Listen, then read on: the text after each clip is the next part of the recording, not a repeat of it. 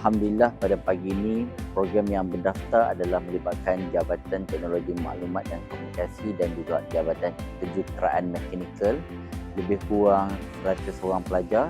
InsyaAllah selepas ini pada sesi kedua yang melibatkan Jabatan Kejuruteraan Elektrik, Jabatan Kejuruteraan Perkapalan dan juga Jabatan Kejuruteraan Awam.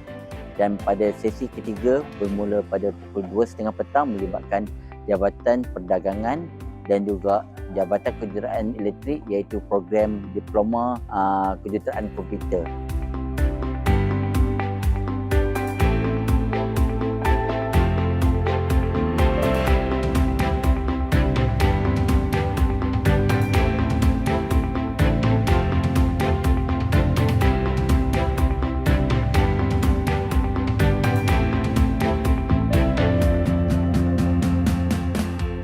Anak solo first time agak nervous sikit lah sebab tak pernah ada pengalaman macam ni masuk kolej kan. Tapi sebelum ni ada tanya-tanya kawan-kawan, jiran-jiran lah, tapi jawapan dia tak berapa confident sama ada dia orang beli duduk asrama punya SOP ke macam mana. Hari ini datang adalah dengan sikit ucapan-ucapan tu kira bagus lah tu.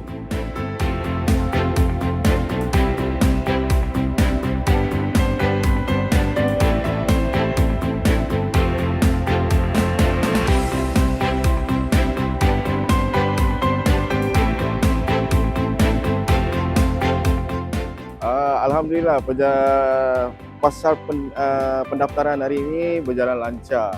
InsyaAllah senang lah saya rasa dekat kolej ni.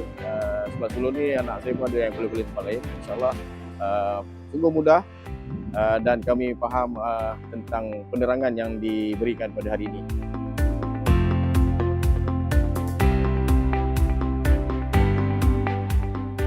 Terima kasih kepada semua pelajar yang mendaftar di Jabatan Teknologi Maklumat dan Komunikasi di Politeknik Tunku Omar, dan saya sendiri sebagai Ketua Jabatan Teknologi Maklumat dan Komunikasi ingin mengharapkan agar pelajar-pelajar semua dapat mengharungi pembelajaran selama 3 tahun di sini.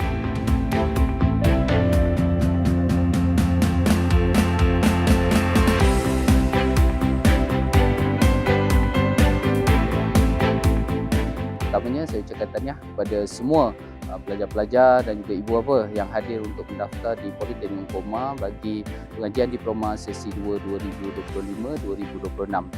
So, secara keseluruhannya para pelajar dan juga ibu bapa memberikan reaksi yang positif ya untuk mendaftar sebagai pelajar Politeknik Tunku Omar bagi sesi ini, dan kita sangat-sangat mengharapkan agar segala urusan pendaftaran pagi ini dapat berjalan dengan lancar.